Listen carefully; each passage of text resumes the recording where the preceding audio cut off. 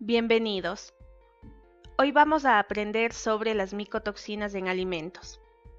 La contaminación con micotoxinas es un problema de gran importancia por las altas pérdidas económicas para el agro, para el comercio y por los diversos efectos negativos en la salud humana y animal. Se estima que aproximadamente el 25% de los cultivos a nivel mundial están afectados por micotoxinas.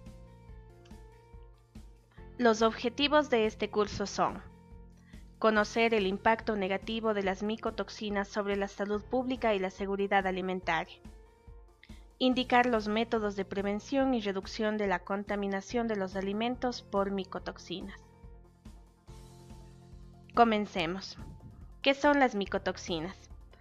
Son metabolitos secundarios producidos por mohos filamentosos que infestan productos agrícolas en el campo o durante el almacenamiento, a diferentes condiciones de humedad y de temperatura. Sin embargo, es importante recalcar que no todos los alimentos contaminados por mohos tienen micotoxinas. La exposición a micotoxinas puede ocurrir al consumir alimentos contaminados, pero también por inhalación y contacto dérmico.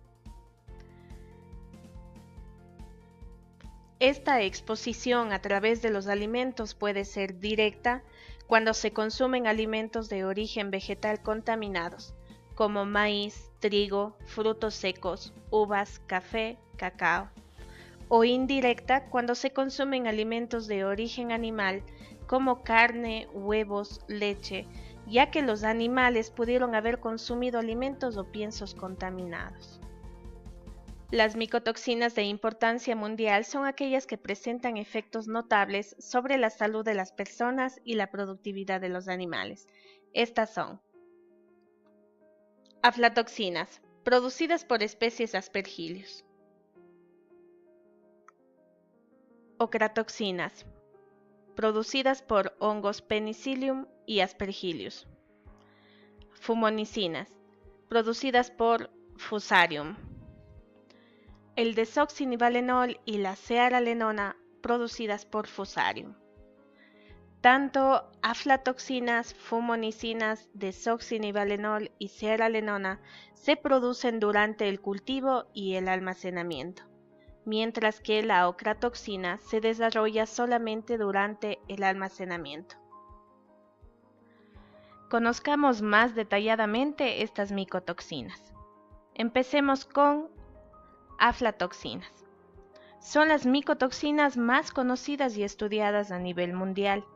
Se clasifican en aflatoxinas B1 y B2, aflatoxinas G1 y G2, aflatoxina M1 y M2. De estas, la aflatoxina M1 se excreta en la leche materna de humanos y animales. Para que el moho contamine el alimento y produzca micotoxinas, deben presentarse condiciones óptimas de temperatura y humedad. Aspergillus flavus y Aspergillus parasiticus crecen bajo un amplio rango de temperatura de 10 a 43 grados centígrados y una humedad relativamente alta de 0.82 a 0.83 de lo que técnicamente se conoce como actividad acuosa. Para que se produzcan las aflatoxinas por Aspergillus flavus se requiere una humedad mayor de 0.99 y de 15 a 37 grados centígrados, mientras que para Aspergillus parasiticus es de 0.87 y 28 grados centígrados. ¿Qué alimentos pueden contaminarse? Principalmente cereales como maíz, sorgo, trigo y arroz. Semillas oleaginosas como soya, maní, girasol y algodón. Especias como ají, pimienta negra, cúrcuma y jengibre. Frutos secos como pistacho, almendra, nuez y coco. Y lácteos como leche y derivados. ¿Qué daños producen las aflatoxinas? La Organización Mundial de la Salud, en conjunto con el Centro Internacional de Investigación sobre el Cáncer, más conocida por sus siglas en inglés como IARC, clasificó a la aflatoxina B1 como compuesto carcinógeno para humanos o grupo 1. Para el caso de la aflatoxina M1, se la ha clasificado como posiblemente carcinogénica para el hombre o del grupo 2. Las aflatoxinas afectan principalmente al hígado y sus conductos biliares. Actúan como un agente que promueve el cáncer de hígado e incluso de pulmón. También afectan el estado nutricional con retraso de crecimiento y bajo peso en niños menores de 5 años.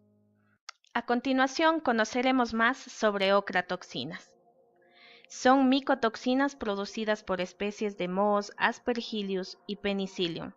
La más frecuente es la ocratoxina A, o llamada también OTA, que es la más tóxica de este grupo y causa una serie de efectos tóxicos en diferentes especies animales.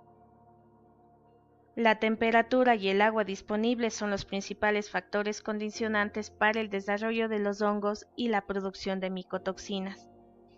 Tanto Aspergillus o Crasius como Penicillium verrucosum crecen con una actividad acuosa de 0,79 a 0,80. El primero a una temperatura de 8 a 37 grados centígrados y el segundo de 0 a 31 grados centígrados. Para producir la ocratoxina, Aspergillus o Crasius necesita una actividad acuosa similar y de 15 a 37 grados centígrados, y Penicillium verrucosum requiere mayor humedad de 0,86 y temperaturas de 4 a 31 grados centígrados. Los alimentos que pueden estar contaminados con esta micotoxina son cereales y sus derivados, especias, frutos y derivados, carne, bebidas calientes, bebidas alcohólicas como vino y cerveza. ¿Qué daños produce la ocratoxina? La ocratoxina A fue reclasificada por la IARC como un posible carcinógeno para humanos o dentro del grupo 2B. Ocasiona daño renal, efecto en el desarrollo fetal y en el sistema inmunitario. Las especies de Fusarium son las más prevalentes en las regiones templadas y son las principales productoras de micotoxinas como tricotecenos, cearalenona, fumonicinas. Los tricotecenos más representativos son deoxinivalenol, nivalenol, toxinas T2 y HT2. Conozcamos más sobre estas micotoxinas. Deoxinivalenol, o más conocida como DON. Es probablemente la micotoxina de Fusarium más prevalente y presenta concentraciones altas en comparación con otras micotoxinas. El deoxinivalenol casi siempre se forma en los cultivos antes de su cosecha. Se localiza principalmente en las partes externas de los granos de los cereales. El moho crece a temperaturas de 24 a 26 grados centígrados y con una actividad acuosa entre 0,9 a 0,99. Los alimentos que pueden contaminarse con esta micotoxina son cebada, avena, centeno, maíz y trigo. Los principales daños que produce el deoxinivalenol son anorexia, náuseas, vómitos, cefalea, dolor abdominal, diarrea y convulsiones. Continuemos con cearalenona. Es un contaminante regular en cultivos de cereales en todo el mundo, principalmente en países con climas templados y cálidos. Los alimentos que pueden contaminarse son trigo, maíz, cereales y productos derivados. ¿Qué daños produce la cearalenona? En animales produce enfermedades relacionadas al sistema reproductor, tales como infertilidad en hembras, aumento de tamaño de las mamas y feminización de los machos. En humanos produce pubertad precoz en niñas y un aumento del tamaño de los órganos reproductores en niños. Continuemos con fumonicinas. Son los contaminantes más comunes en alimentos a base de maíz. Las fumonicinas B1 y B2 son las de mayor incidencia e importancia toxicológica. Para el crecimiento fúngico óptimo se requiere actividad acuosa de 0.87 y un amplio rango de temperatura que va desde 2.5 a 37 grados centígrados. ¿Qué alimentos pueden contaminarse con esta micotoxina? Principalmente el maíz y sus productos derivados, y en menor medida en arroz, sorgo, fideos de trigo, curry y cerveza. ¿Qué daños producen las fumonicinas? Las fumonicinas han sido clasificadas como un posible carcinógeno para humanos dentro del grupo 2B. En animales se le ha relacionado con las enfermedades de leucoencefalomalacia en ganado equino y edema pulmonar en ganado porcino. En humanos se ha presentado evidencia de su relación con el cáncer esofágico.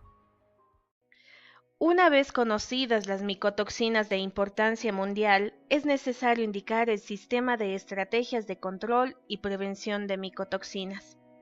Su presencia puede reducirse mediante la aplicación de medidas preventivas y correctivas antes y después de la cosecha. Aprendamos más sobre las medidas de prevención.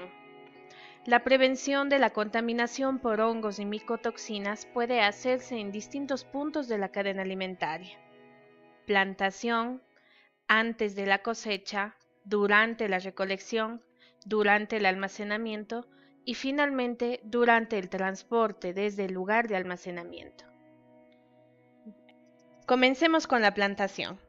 Se debe presentar un plan de rotación de cultivos, preparar el terreno para la siembra, un análisis del suelo, presentar variedades de semillas resistentes a hongos, evitar altas temperaturas durante el desarrollo y maduración y finalmente evitar el hacinamiento de las plantas. Antes de la cosecha, se deben considerar los siguientes puntos: reducir los daños provocados por insectos e infecciones fúngicas, control de malas hierbas por métodos mecánicos o herbicidas, reducir los daños mecánicos a las plantas. Se debe evitar el riego durante los periodos de floración y maduración. Los equipos utilizados en la recolección y almacenamiento de las cosechas deben estar en buen estado. Recolección. Los contenedores deben estar limpios, secos y exentos de insectos y proliferación fúngica. Reducir el daño físico al cereal y el contacto con el suelo. Comprobar el contenido de humedad de cada lote. Secar hasta la humedad recomendada para el almacenamiento, menos de 15%. Eliminar granos dañados y otras materias extrañas. Almacenamiento. En este punto se debe evitar el apilamiento de producto húmedo recién recolectado. Que las instalaciones del almacenamiento cuenten con estructuras secas, bien ventiladas y con drenaje. Que las cosechas se sequen hasta niveles requeridos de humedad y enfriarlos rápidamente. Vigilar el nivel de micotoxinas del grano que entra y sale del almacén. Asegurar que los sacos estén limpios, secos y apilados en paletas. Que haya circulación continua de aire para conservar temperatura y humedad adecuados. Limpiar para reducir la presencia de hongos e insectos. Usar un agente conservador idóneo aprobado. Documentar los procedimientos de recolección y almacenamiento. Transporte. Los contenedores empleados para el transporte deben estar exentos de hongos, insectos y de cualquier material contaminado y ser resistentes a roedores. Los alimentos deben protegerse de adquirir humedad adicional. Conservar los granos con tratamientos químicos aprobados para su uso. A continuación vamos a especificar las medidas correctivas en las que vamos a detallar dos puntos importantes.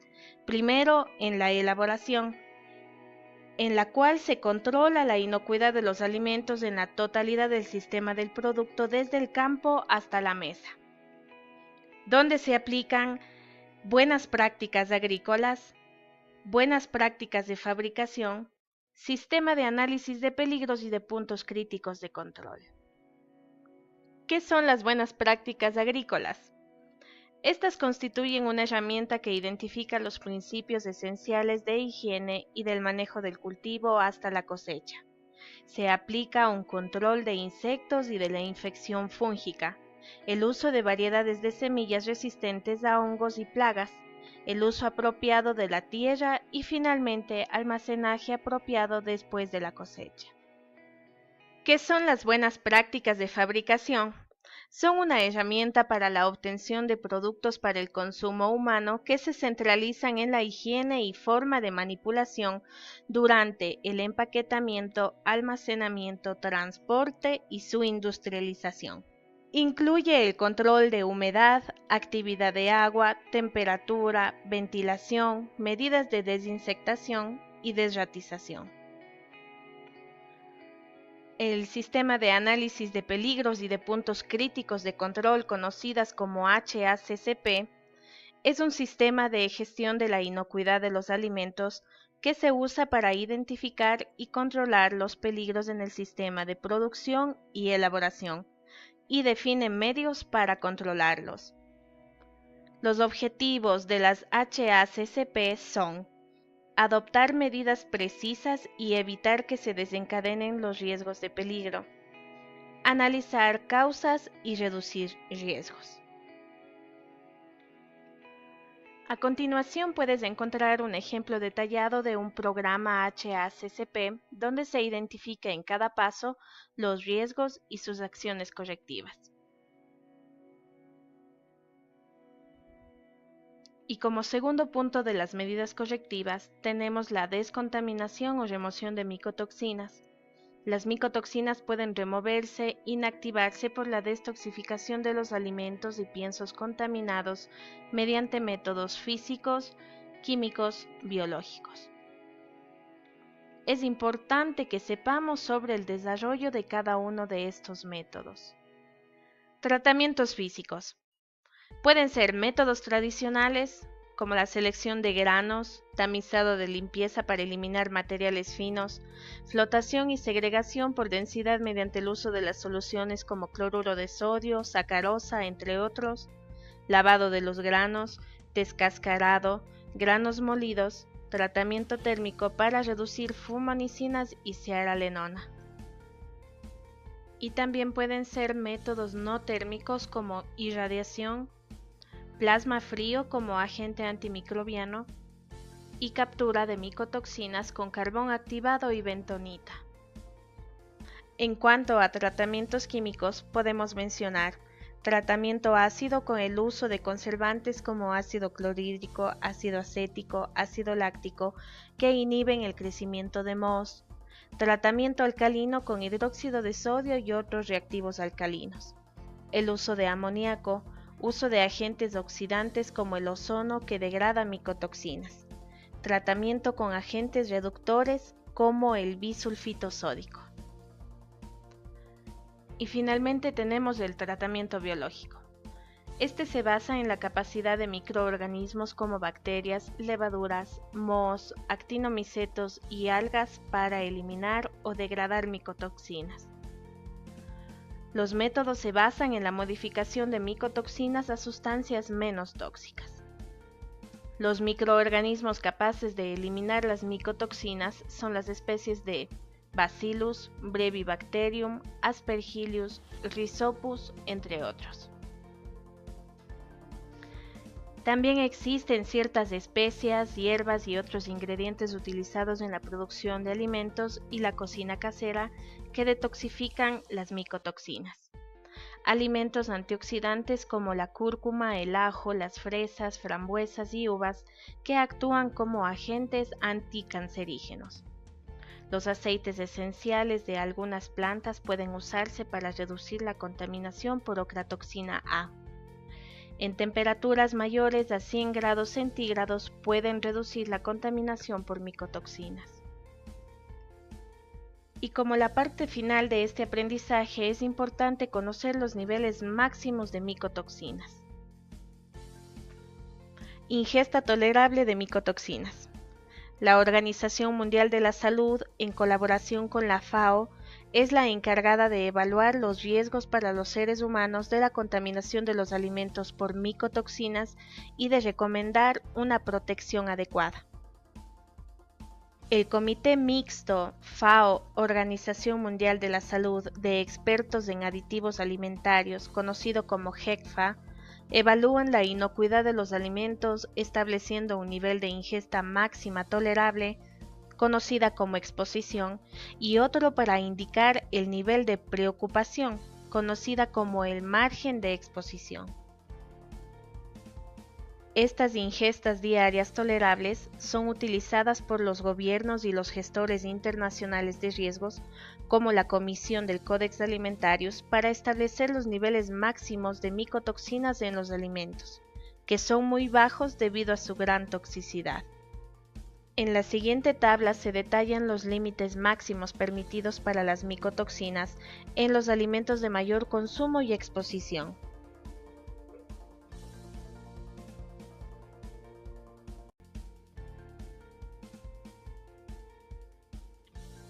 Gracias por su atención. Alentamos a todos los oyentes a volver y leer todo el documento en caso de alguna duda.